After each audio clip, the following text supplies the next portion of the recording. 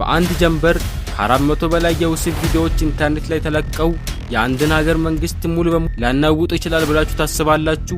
ይህ በፊልም የታየ ታሪክ አይደለም። በቅርቡ በአፍሪካዊቷ ሀገር ኢኳቶሪያል ጊኒ የተከሰተ እውነተኛና አስደንጋጭ ክስተት እንጂ። ቪዲዮቹም ተራ የወሲብ ቪዲዮዎች አልነበሩ። የብዙ አመራሮችን፣ ታዋቂ ሰዎችን እንዲሁም የሀገሪቱን ፖለቲካ ትልቅ ቀውስ ውስጥ የከተቱ እንጂ።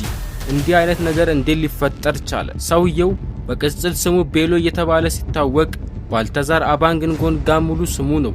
ባልተዛር ኢኳቶሪያል ጊኒ ውስጥ ተራ ሰው አልነበረም።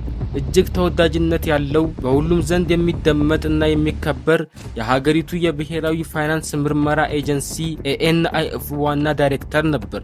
ይህም ብቻ አይደለም፣ ሀገሪቱን ለበርካታ እየመሩ ያሉት ፕሬዝዳንት ቴዎዶር ኦቢያንግ የወንድም ልጅ ነው።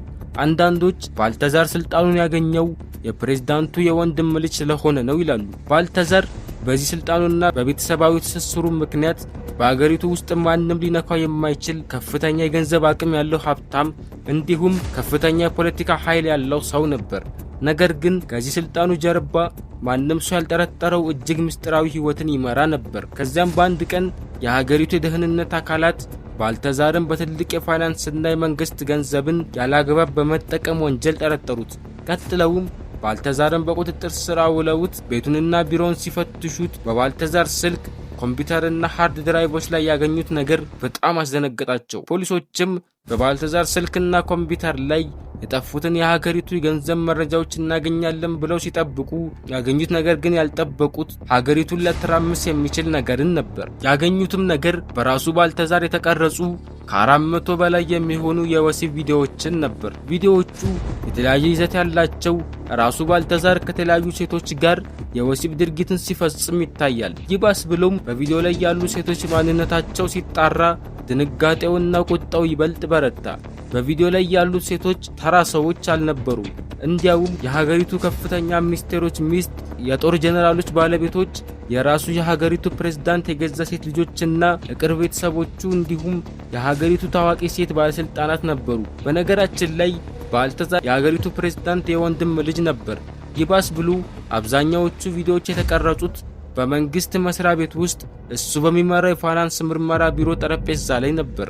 እነዚህ ቪዲዮዎች እንዴት እንደሆነ ባልታወቀ መልኩ በድንገት አምልጠው ኢንተርኔት ላይ ተለቀቁ። ከተለቀቁ በጥቂት ሰዓታት ውስጥ የኢኳቶሪያል ጊኒ ማህበራዊ ሚዲያ በእነዚህ ቪዲዮዎች ተሞላ። ቪዲዮዎቹም እንደ ሰደድ እሳት ተሰራጩ። በዚህ ጊዜ የሀገሪቷ መንግስት ትልቅ ድንጋጤ ውስጥም ወደቁ። ቀጥሎም የቪዲዮዎቹ ስርጭት ለመግታት ሲባል የሀገሪቱ ቴሌኮም መስሪያ ቤት በመላው ሀገሪቱ የዋትስአፕ፣ ቴሌግራም እና ፌስቡክ ኔትወርኮች ላይ ከፍተኛ እገዳና የፍጥነት ቅነሳን አደረገ። ይህ ክስተት የሥነ ምግባር ጉድለት ብቻም አይደለም፣ ትልቅ የሀገርን ደህንነትና ገጽታ ስጋት ላይ የሚጥል ተግባር እንጂ። ለዚህም አንዱ ምክንያት በቪዲዮዎቹ ምክንያት የሀገሪቱን ከፍተኛ ምስጢር የያዙ ሚኒስቴሮችና ጀነራሎች በትዳራቸው ላይ በተፈጸመው ክህደት ምክንያት እርስ በርስ መጣላትና በመንግስት ውስጥ መከፋፈል ጀምረው ነበር። ባልተዛርም ወዲያውኑ ከስልጣኑ ተባሮ በአሁኑ ጊዜ በከፍተኛ የሙስና ወንጀል እንዲሁም የመንግስት መስሪያ ቤትን ለግል ፍላጎት በመዋልና በስም ማጥፋት ወንጀሎች ተከሱ በከፍተኛ ክትትል ስር ሆኖ ምርመራ የተደረገለት ይገኛል። መንግስትም ከዛን ጊዜ በኋላ በቢሮ ውስጥ ማንኛውም ቪዲዮ ሲቀርጽ የተገኘ የመንግስት ሰራተኛን ሙሉ በሙሉ ከስራ እንደሚያባርር አዲስ ህግ አጸደቀ። የሚያስተምረን ነገር ቢኖር ሰዎች ምንም ያህል ጥሩ ቢሆኑና ጻድቅ ቢመስሉ ከጀርባቸው የተደበቀ ለገንዘብ፣ ለክፋት የሚሰግዱ መጥፎ ድብቅ ማንነት ሊኖራቸው እንደሚችል ነው። ይህም ድብቅ ማንነታቸው ጊዜውን ጠብቆ ለሰዎች ይፋ እንደሚሆንና እንደሚያዋርድ ነው።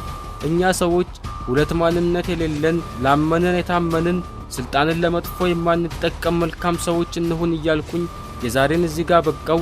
ቪዲዮውን ላይክ፣ ቻናሉን ሰብስክራይብ በማድረግ ለብዙዎች አድርሱልኝ እያልኩኝ በቀጣይ በሌላ ታሪክ እስክመጣ መልካም ጊዜ ይሁንላችሁ። 911, what's your emergency?